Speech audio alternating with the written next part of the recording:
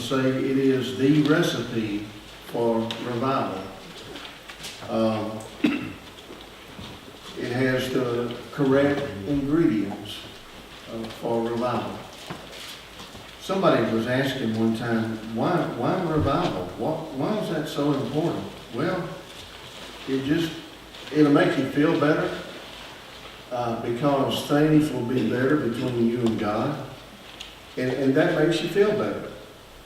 You know, people who are not right with the Lord, they're not happy. They're really not happy. And it can be a miserable state if you're not right with the Lord. So revival is important. Revival means getting your heart right with the Lord, and there in turn you get right with other people. It's a win-win situation. Revival shouldn't be a scary thing. Revival shouldn't be considered to be an old-fashioned, it's just not important anymore. It shouldn't be. Revival is one of the greatest things other than being saved. Revival is one of the greatest things that can take place in your heart and in your life. And so we have here in 2 Chronicles 7:14, if my people, which are called by my name, shall humble themselves and pray and seek my face and turn from their wicked ways, then will I hear from heaven and will forgive their sin and will heal their land. It's a tremendous verse with the right ingredients for revival. In 1857, we're not talking about 1957, but in 1857, and I am a history person. I love history. I majored in history in college, and I just enjoy it when I get a chance to really look at it and study it. But I found this interesting. In 1857, in downtown New York City, there was a church that was dying. The church was 88 years old. It was called the Old Dutch North Church, and it was dying just like all the other churches in New York City and round about the state of New York and the Northeast and the South and the West. In 1857, it was not a pretty sight for churches and for the country. In fact, in 1857, faith was declining. It was absolutely declining. Morality was declining. Money was God. And there was a financial insecurity. People were not going to church like they used to. People were not reading their Bible like they used to. And so in 1857, as a result of the moral decline and everything that was going on, churches began to die right and left. Churches began to dry up and close their doors. And so in this year of 1857, this church, the Old Dutch North Church, was going to have to close the doors. But the last resort, they decided that they would hire a man by the name of Jeremiah Lamford. He was not a preacher, but they wanted to hire this guy to visit and try to get people to start coming back to the church. They paid him $83 a month. He was 49 years old. He had no theological training. He was not a preacher. He was just a simple layperson. He loved his church. He was concerned that his church was going to absolutely close its doors. And so he agreed to $83 a month to visit, and try to get people coming back to his church. Well, he couldn't do it. People wouldn't respond. And he didn't know what to do. And so Jeremiah Lamford had an idea.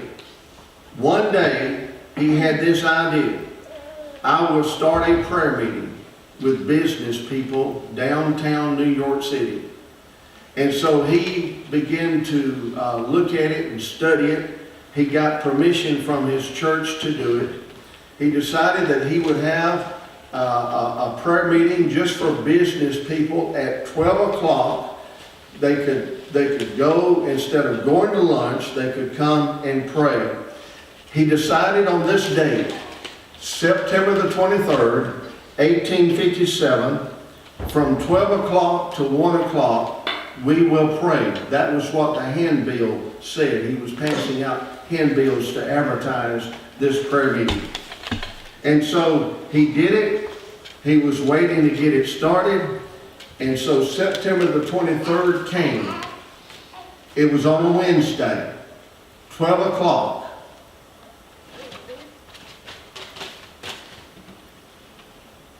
At 10 after 12, one person showed up.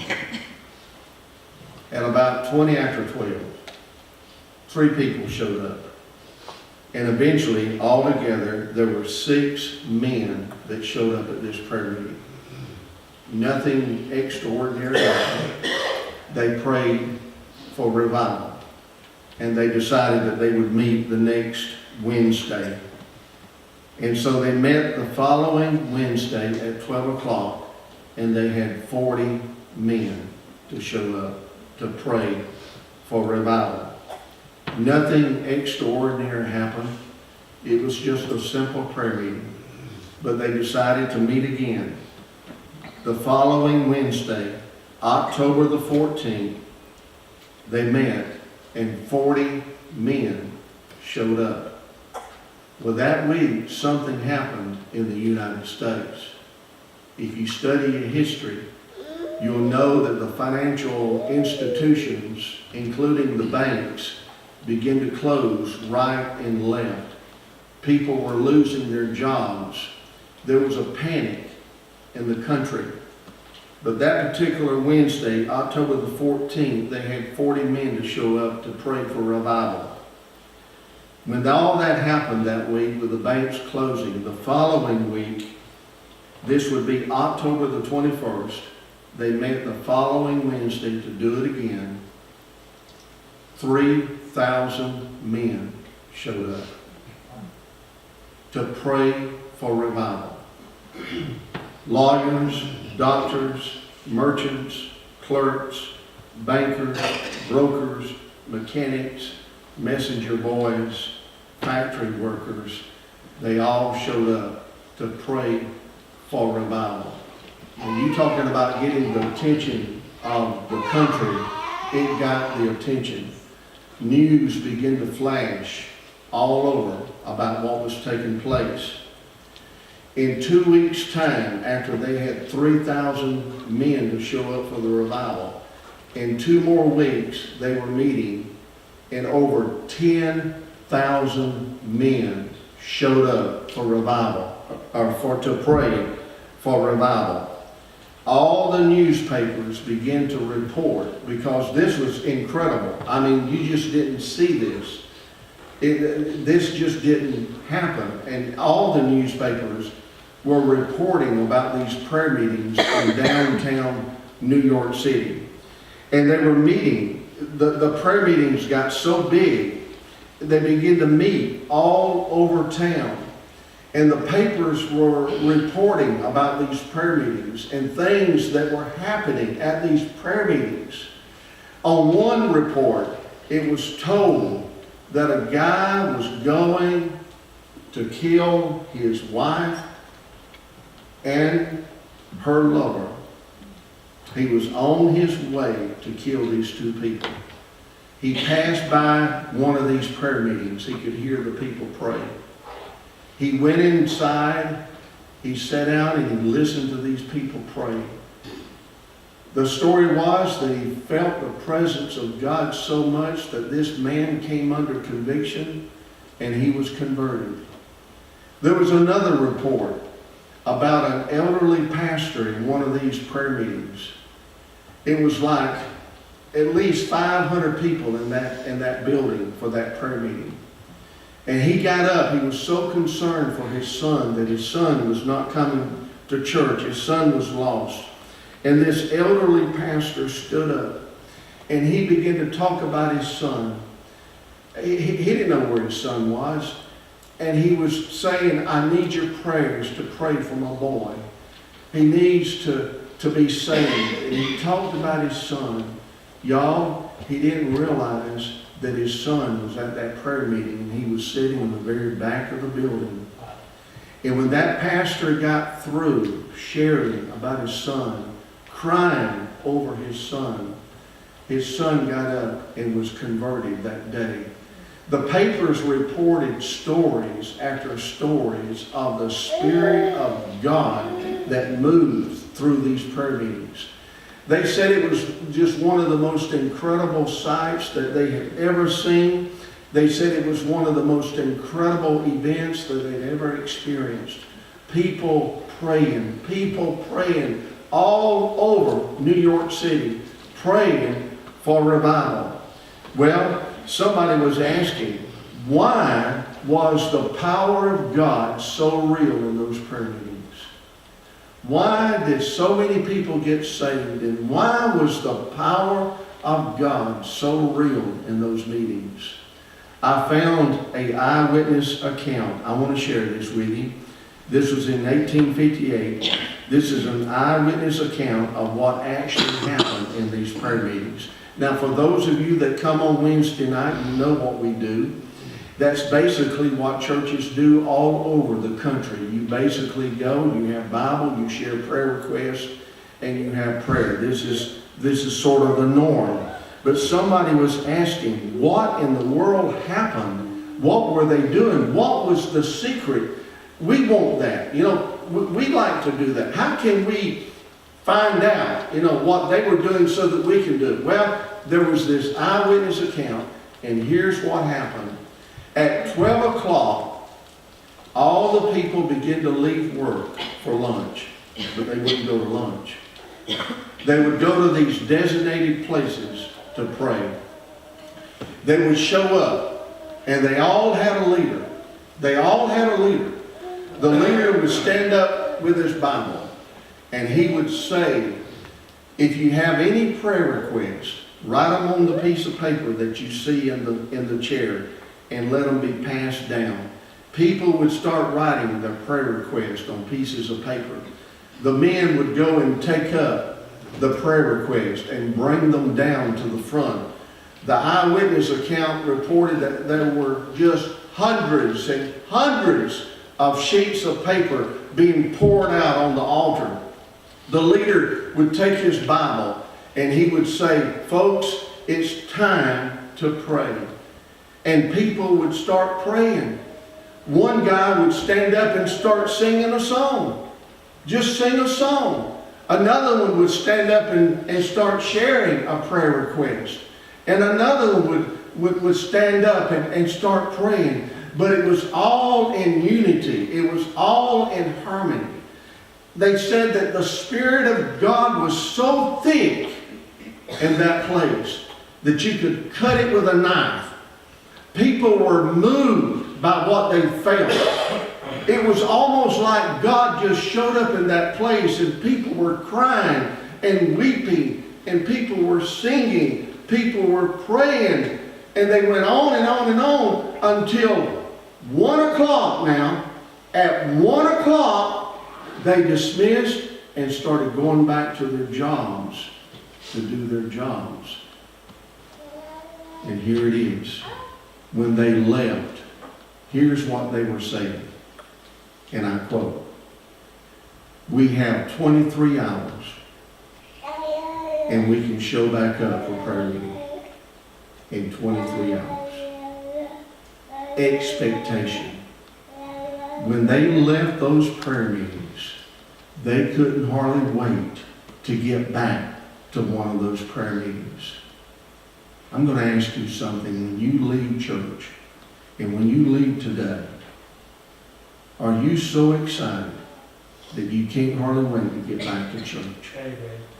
Are we having things to happen here at Calvary that are so wonderful and so real that when we leave the parking lot, we just can't hardly wait to get back in church? Folks, I'm telling you the truth. if we were to leave Calvary this morning, when we would leave and go get in our car, if we would all say, we only have just a few hours before we can be back together and be back in church, I'm going to tell you, God would do something. That's right. There's no expectation anymore. We're so bored. We're so routine. We're so legalistic. I mean, God, His hands are almost tied. But here, in this eyewitness account, these people prayed and sang, and they did all this, and then they left with this such expectation. Let me tell you the results of these prayer meetings. I want you to get this. From New York to the Mississippi River, thousands of people were saved. Thousands. We're talking 1857, 1858, thousands of people. In Philadelphia, for 1857, as a result of these prayer meetings that began to spread, in Philadelphia, 10,000 people were saved. These are all facts. I've got them. In New England, there was an average of 5,000 people being saved every week in New England because of the revival that broke out from these prayer meetings. The newspapers, the Washington newspaper, the headline was this, and I quote, listen to this: "Religion is the chief concern in many cities and towns of New England." Here are some more headlines. In New Haven, Connecticut, and I quote, "The city's biggest church is packed twice a day for prayer." In Bethel, Connecticut, the newspaper title, and I quote, "Business shuts down for 1 hour each day. Everybody is praying," end quote. In Albany, New York, here's another title for a newspaper: "State legislators get down on knees." Oh my goodness, can you imagine if our politicians would get on their knees today? What would happen? Oh my goodness. In New York State, here's another title to the newspaper, and I quote, "Ice on the Mohawk is broken for baptism." Here's another newspaper headline in Washington, D.C., and I quote, "5 prayer meetings go around the clock." In 1858, the revival began to roll all over the country, going out west, going south, going over the mountains, Cleveland, Cincinnati, Detroit, Chicago, the Carolinas, Georgia. Do you know how many people were saved in 1858 because of this revival? You know how many people were saved in the South? Just in the South. 158,000 people were saved in the South because of this revival. There were an average of 50,000 people, all of the United States at that time. There was an average of 50,000 people being saved each week in 1857. In 1858, on into 1858, because of the revival, the Methodist Church denomination gained 135,517 new members.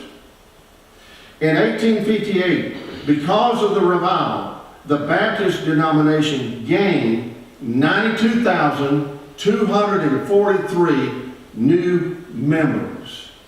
And the revival rolled on in 1857, 1858, 1859. It rolled on, and it was stopped by what? The Civil War. It ended. Folks, I declare to you here today that that was the last national revival in this country. You look it up in the history books. That was the last national revival. We've not had anything to that degree since. That revival in 1857 that started when it was over, it produced over 1 million converts in this country. Go back to 2 Chronicles 7:14. I want to leave with you 3 things about this verse in reference to the story that I told you. 2 Chronicles 7:14 teaches that if we, are called by the name of the Lord, the people of God, if we humble ourselves and pray and seek His face, turn from our wicked ways, that God will hear from heaven, forgive our sin, heal our land. Number 1, 2 Chronicles 7:14. If this verse, if it were to be taken serious by any church, by any person, by any country, we can have revival. Amen. The key in 1857, the story that I told you, that these people, whether they were Methodists, Baptists, whatever, the key was that they all unitedly came together and prayed and sought the face of God. It could start here. If we would all bind together with one desire that we want to see revival. If we were to take this scripture serious at Calvary, we could see some things that we haven't seen in a long, long time. You see, you don't need a great preacher to have revival. You don't need a program to have revival. You just need to have people that are willing to get together and pray for revival. I want you to notice something. The revival in 1857 was not started by a preacher. It was a layperson, Jeremiah Lamford. He was a layperson. What does that mean? Well, he was a Sunday school teacher. He was just he wasn't a preacher. Sometimes I want to think if you get the preachers out of the way, we may have revival. You know what I mean? Are you taking this verse serious? Would you join me? Would you? And take this serious? I'm not getting any younger, and some of you aren't either.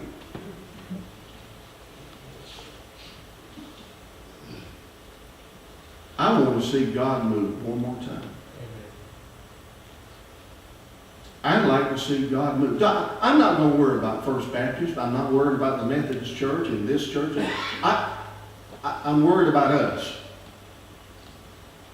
And let's get our minds off of any other church or situation. Let's start with us. And I promise you, if you take this serious, this verse, we can see something from God. And I challenge you with this. Look at the second thing, this second lesson from this story and from the verse. Number 2, conditions were right for revival. In 1857, conditions were right. In 1857, the West had been opened up. Gold had been discovered in California. Railroad building was a craze. Slavery was a hot issue. Fortunes were mounting. Faith was declining. The country was really in a mess in 1857. The people were not going to church like they should. And they had revival. Listen, our country is in bad shape today. Our future doesn't seem bright. Our churches as a whole are in bad shape. Our faith is being challenged and persecuted. We're seeing stuff today that we've never seen before. Those of us that are at this time in our lives, our age, my generation, We are seeing things that we've never seen before. But I declare to you here today that the conditions are right for a revival. You see, things have to be in bad shape to have revival. Things have to be, going on that's not pleasing to God to have revival. We can have revival. Some people say, oh, it's too bad. The country's too bad. And oh, our churches are in a mess. People don't go like they used to. A lot of churches are quitting having services on Sunday night. We can't get them to come and this and that. And y'all, we are at one of the greatest times in the history of mankind to see a revival sent from God. Folks, it is not impossible. God is still in charge. He is still Lord of Lords and King of Kings. The answer for our churches and our country is revival. The answer for Calvary is revival. Conditions were right. And I declare to you that conditions are right today. I'll close with the third lesson that we have from this story and from this verse.